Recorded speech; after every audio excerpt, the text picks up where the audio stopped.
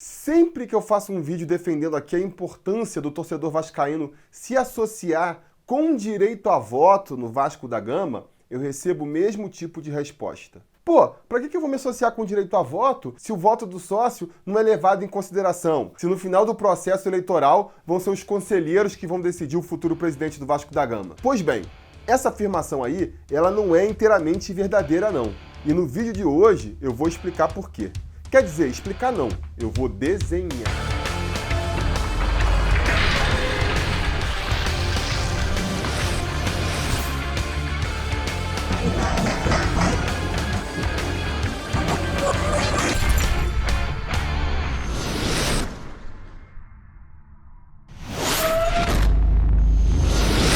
Fala, torcida vascaína, Felipe Tiru de volta na área mais uma vez para falar de política do Vasco, porque essa semana eu lancei um vídeo aí, tentando levantar conjecturas de como a torcida vascaína poderia ajudar a levar nosso clube de novo para a direção certa, para o rumo certo de um futuro de vitórias e de conquistas. Como eu esperava, foi um vídeo bem polêmico, Teve bastante gente apoiando o que eu defendi no vídeo, teve bastante gente criticando também, isso era esperado. O vídeo ele nunca pretendeu ser uma aula do que o vascaíno tem que fazer ou deixar de fazer para botar o Vasco no rumo certo. Muito pelo contrário, eu levantei várias hipóteses diferentes, justamente para acender esse debate aí. Eu acho que antes da gente decidir o que vai fazer, é importante que se discuta, que essa questão aí da democracia dentro do Vasco venha mais para a superfície, seja mais discutida pelos vascaínos, para que a gente possa, então, juntos, chegar a uma conclusão final. Porque, de uma coisa eu tenho certeza, não vai ser só fazendo protesto em frente de São Januário depois que a gente perde uma partida, ou subindo hashtag no YouTube para o torcedor se associar, que a gente vai conseguir trazer a verdadeira mudança para o Vasco, não. Vai precisar ser algo muito mais elaborado, muito mais planejado e muito mais coordenado entre os vascaínos. Não sei o que seria, mas eu sei que vai ter que ser assim. Então, gente, é provável que no futuro aí eu volte com mais vídeos sobre esse assunto. Se vocês tiverem ideias, propostas, eu peço para que deixem aqui no comentário para a gente continuar essa conversa, que é super importante. Mas antes disso, eu quero falar de uma coisa aí que é mais importante e até anterior a toda essa discussão, que é a questão do vascaíno se associando com direito a voto no clube. Talvez a consequência mais nociva que tenha ficado do golpe de 19 de janeiro do ano passado tenha sido essa percepção entre os torcedores de que o voto do sócio não serve de nada. Acho que isso é até pior do que a eleição do Campelo em si, porque a presidência do Campelo aí, ela é passageira, No final do ano que vem ela termina e aí, se tudo der certo, a gente já vai eleger um presidente melhor. Agora, essa percepção de que o voto do sócio não serve para nada, isso aí, se a gente não tentar mudar essa visão do torcedor, isso pode permanecer por um bom tempo e com certeza é algo que vai atravancar aí esse Vasco mais democrático que a gente defende tanto. Portanto, eu vou explicar aqui como funciona exatamente a eleição do Vasco, para vocês perceberem que, por mais que exista muita má vontade e uma série de artifícios para que possa acontecer eventualmente, como aconteceu no ano passado, da vontade do torcedor não ser respeitada, esse poder dos conselheiros ele não é absoluto não. Dependendo de como for a eleição, eles vão ter que engolir quem a gente escolher para presidente do Vascão. Vamos então explicar como é que funciona a eleição do Vasco. É uma eleição que funciona em 2 turnos, dá para dizer assim. Quem escolhe o presidente do Vasco, a rigor, é o Conselho Deliberativo do clube. Conselho Deliberativo que é composto por 300 conselheiros. 150 conselheiros são beneméritos, são aqueles conselheiros vitalícios, que por um motivo ou por outro ganharam aí esse título de benemérito, teoricamente por serviços prestados ao clube, mas a gente sabe que na prática nem sempre isso é verdade. E a outra metade, os outros 150, são conselheiros eleitos, que vão ter ali um mandato de 3 anos à frente do clube.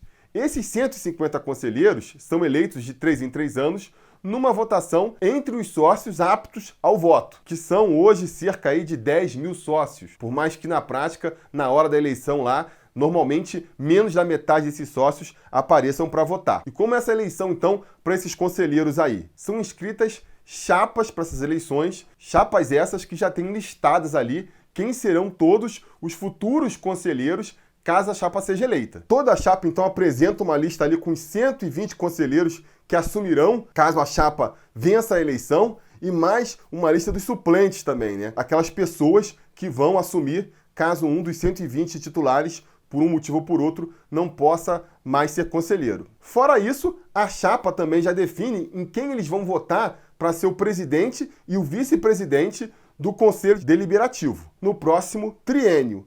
E também já indica quem vai ser ali o nome que eles vão indicar na eleição do conselho para ser o futuro presidente do clube. Isso aí já fica indicado. Normalmente, o nome que encabeça a lista dos conselheiros é o nome da pessoa que vai ser indicada para presidente. E as campanhas eleitorais, nesse período, são feitas claramente focando em quem vai ser o presidente, né? Tanto que na hora da discussão eleitoral, não se fala tanto das chapas, se fala dos candidatos a presidente. Na última eleição, por exemplo, foi Júlio Brandt, Eurico Miranda, Fernando Horta. Então a primeira falácia que a gente precisa desmontar aí é aquele discursinho que alguns usam para justificar a eleição do Campelo, de que nessa eleição dos sócios não se vota para presidente, é de que quem votou na chapa Sempre Vasco Livre votou nos indicados a conselheiro, não votou no presidente. Não é verdade isso, não é verdade, porque já tem subentendido na lista ali de votação quem vai ser o indicado para presidente de cada chapa, e mais do que isso, né, a campanha inteira é feita falando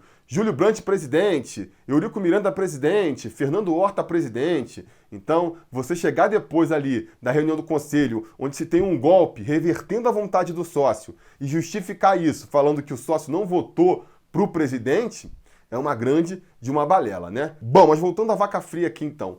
Nessa eleição de sócio aí, vai ser ali apurado qual foi a chapa vencedora do pleito, e a chapa vencedora vai ter direito a 120 cadeiras nessa nova configuração do Conselho Deliberativo. Você já tem ali as 150 cadeiras cativas dos beneméritos, você completa o conselho com as 120 cadeiras para a chapa vencedora da eleição entre os sócios, e as 30 vagas restantes no conselho, elas são preenchidas com a chapa que ficou em segundo lugar. A partir daí, se passa para a segunda etapa da eleição, que é a votação dentro do próprio Conselho de Beneméritos, que historicamente serve para ratificar a decisão dos sócios, né? Até 2017, na história do Vasco, ela era meramente ritualística ali, protocolar, para confirmar ali a decisão dos sócios. Até porque, com 120 conselheiros ali no conselho, você tem uma força muito grande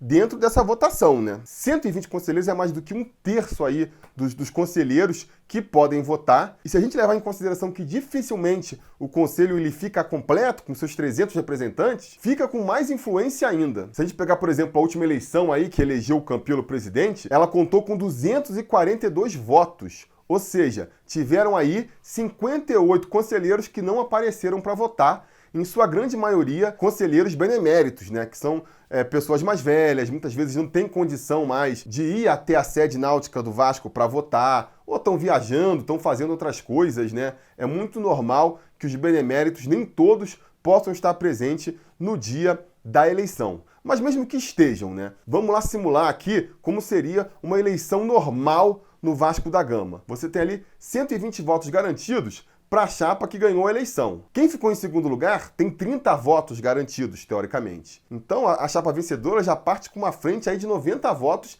nessa briga contra a chapa que ficou em segundo lugar. Nessa briga aí, pelos votos dos 150 conselheiros, a chapa vencedora, ela tem uma vantagem de 90 votos. Ela precisa ali, teoricamente, se tiverem 150 conselheiros beneméritos na eleição, que nunca estão, ela precisaria conseguir convencer 31 daqueles 150 conselheiros para ratificar ali quem vai ser o presidente. A chapa que está em segundo lugar, ela precisaria de muito mais que isso. Ela precisaria de 121 votos dos conselheiros beneméritos, né? Teria que realmente haver uma reação de rejeição muito grande dos beneméritos para que a chapa que ficou em primeiro lugar perdesse essa vantagem que ela conquistou naquele primeiro turno da eleição, que é a eleição entre os sócios. E foi justamente isso que aconteceu agora nessa eleição contra o Campelo, né? Os beneméritos ficaram revoltados com o Brandt, que já discursou como presidente antes de assumir, antes da eleição, e por isso escolheram o Campelo.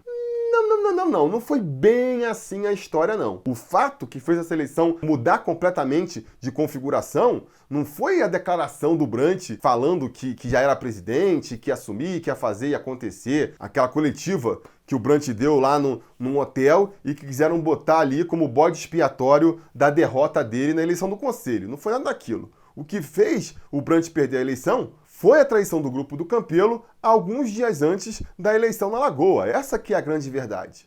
Porque, olha só, segundo reportagens ali da época, o grupo vencedor, que contava então com 120 cadeiras no Conselho, ficou dividido em dois. Tiveram ali 73 conselheiros que se mantiveram fiéis ao Júlio Brant e à decisão do sócio, e tiveram 47 que viraram fio, roeram a corda junto com o Campelo para formar uma terceira chapa dissidente ali, né? Entre esses conselheiros, a galera lá do Identidade Vasco, orientada pelo Roberto Monteiro. Esses 47 dissidentes do grupo lá da Sempre Vasco Livre foram se juntar com os 30 conselheiros do Eurico Miranda que ficaram em segundo lugar na eleição.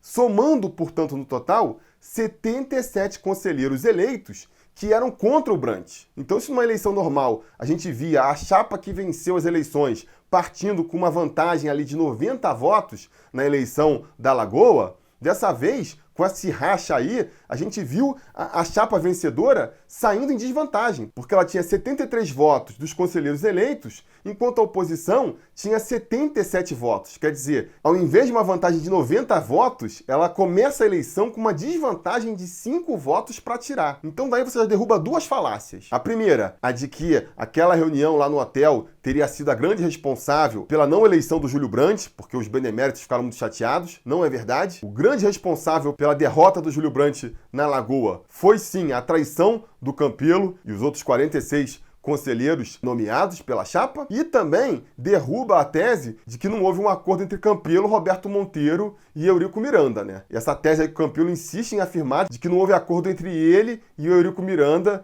é uma tese completamente esdrúxula, né? Fica ridículo até de defender isso, uma vez que, quando o Campelo foi eleito, em vez de gritarem o nome do Campelo, gritaram o nome do Eurico. Mesmo com uma evidência gritante dessa, literalmente gritante, o Campelo tem a cara de pau de negar essa associação com o Eurico Miranda. E essa associação com o Eurico Miranda, ela foi importante não só para conquistar esses 30 votos aí da chapa que ficou em segundo lugar, mas para conquistar muitos votos entre os beneméritos também. Porque, beleza, alguns beneméritos ficaram chateados com a prepotência, com a presunção do Júlio Brant naquela coletiva do hotel e acabaram virando seu voto.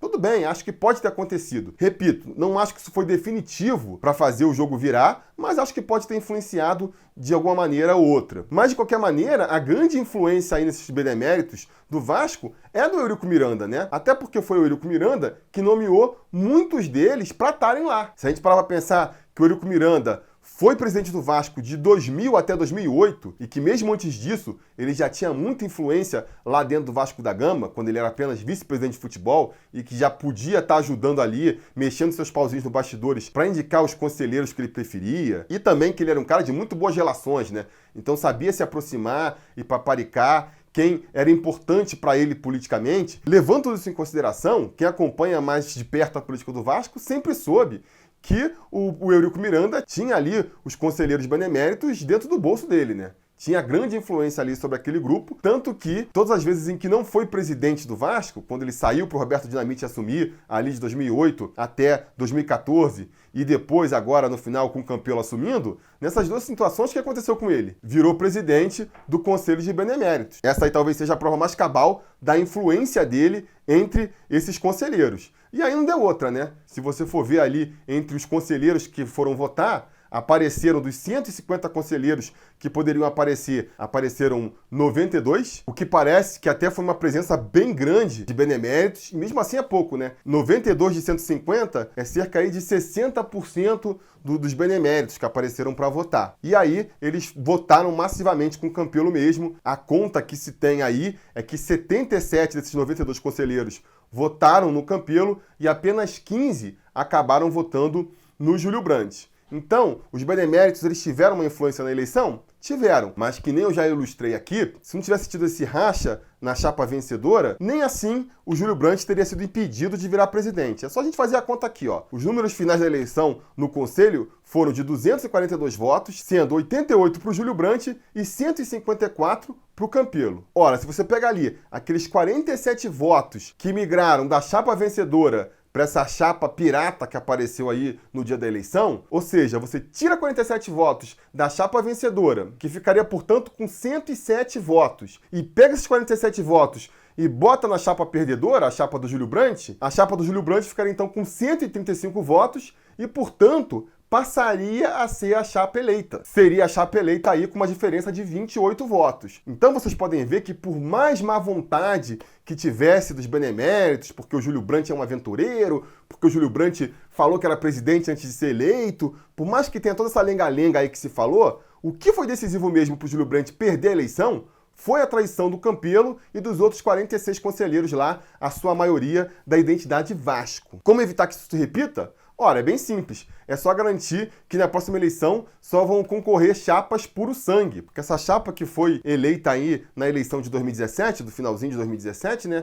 A gente sabe muito bem, foi uma chapa mista. Foi a união da chapa Sempre Vasco com a chapa Vasco Livre, que virou essa chapa aí, Sempre Vasco Livre, com o Júlio como presidente e o Campelo como vice-presidente. Foi uma necessidade ali da situação, muito por conta da Urna 7, todas as denúncias de fraude que estavam correndo na época, né, e que se comprovaram na justiça depois, acabaram obrigando essa união das chapas, e aí era uma união frágil que culminou lá no final, na véspera da eleição, com essa trairagem aí do Campelo e da identidade Vasco. Se não tivesse ocorrido isso, apesar de tudo, o Júlio Brandt teria sido eleito o futuro presidente do Vasco da Gama na eleição de janeiro de 2018. Portanto, o primeiro passo é esse. O primeiro passo que a gente precisa dar para garantir aí um Vasco livre desses mesmos caras que a gente vê há décadas comandando o clube é garantir que uma chapa puro sangue, realmente comprometida com os ideais da torcida do Vasco, comprometida com os ideais democráticos e modernos que a gente quer no nosso clube,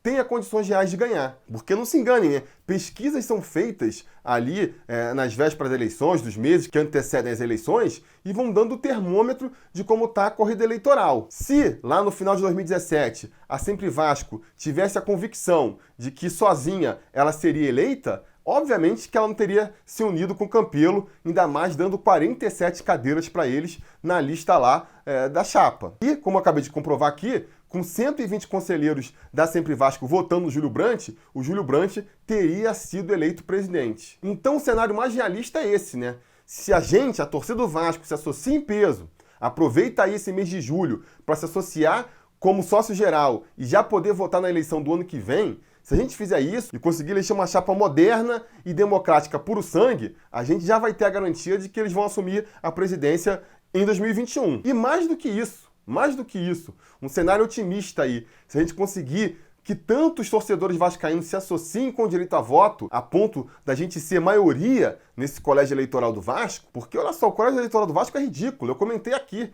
são 10 mil sócios que têm direito a voto, mas normalmente, no dia da eleição, aparece menos da metade disso. Por quê? Porque a eleição do Vasco não permite voto remoto, porque a eleição do Vasco é numa terça-feira, quer dizer, quem mora fora do Rio tem dificuldade de aparecer lá para votar, e 70% da torcida do Vasco mora fora do Rio. Eu, por exemplo, sou sócio geral desde 2009. Eu nunca votei na eleição do Vasco, porque, como é que eu vou aparecer numa terça-feira no Rio de Janeiro para votar? Trabalhando, né? Tendo que eventualmente faltar o trabalho para ir votar numa terça-feira, nem numa segunda, né? Na segunda você tira um dia de folga e vai lá votar. Numa terça-feira, você teria que tirar 2 dias de folga, ou então ir e voltar no mesmo dia, mesmo para quem mora em São Paulo, que é relativamente perto, é complicado. Ainda mais levando em consideração que as eleições do Vasco, a gente nunca tem a garantia que elas vão acontecer, né?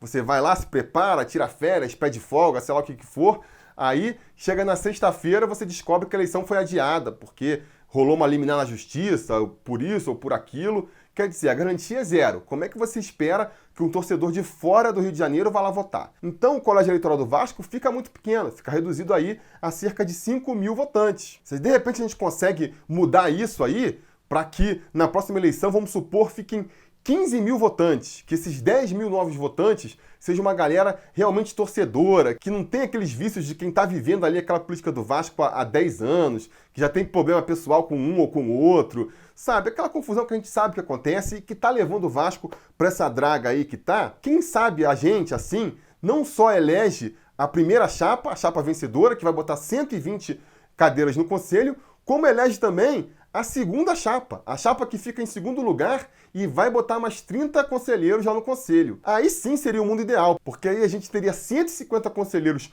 comprometidos com a mudança, comprometidos com a democracia, comprometidos com a modernização do Vasco, e aí seria muito mais fácil de conseguir, por exemplo, fazer uma mudança profunda e estrutural no Estatuto do Vasco, que é um dos grandes entraves do clube para a gente avançar hoje aí para o século XXI. É a mudança de estatuto que vai poder fazer as eleições do Vasco serem diretas, o sócio votar direto em quem vai ser o presidente.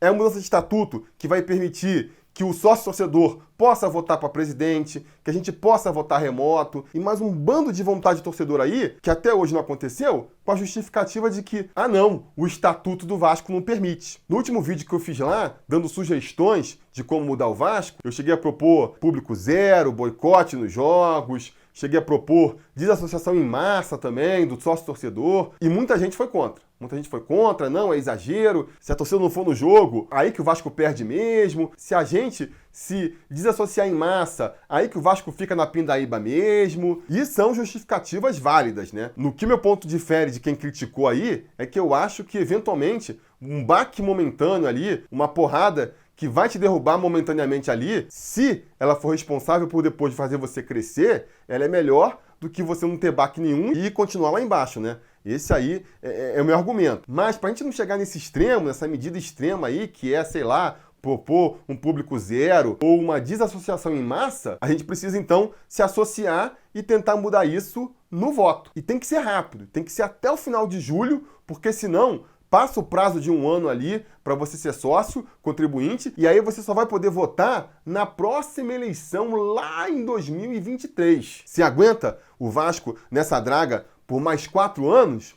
Pois é, galera. Então vou bater muito nessa tecla aqui no próximo mês. Vamos nos associar como sócio geral. Tem que ser até o final de julho. Eu sei, os caras estão dificultando, baixaram aí a joia para R$750, mas ainda dificultam em um monte de outros quesitos. Você tem que ir lá em São Januário, em dia de semana, para preencher o cadastro. A gente sabe que é difícil para muita gente. Tem também o limitador ali de ter que ser indicado por alguém que já é sócio do Vasco, uma besteira que só serve mesmo para dificultar mais essa aproximação do torcedor com o clube.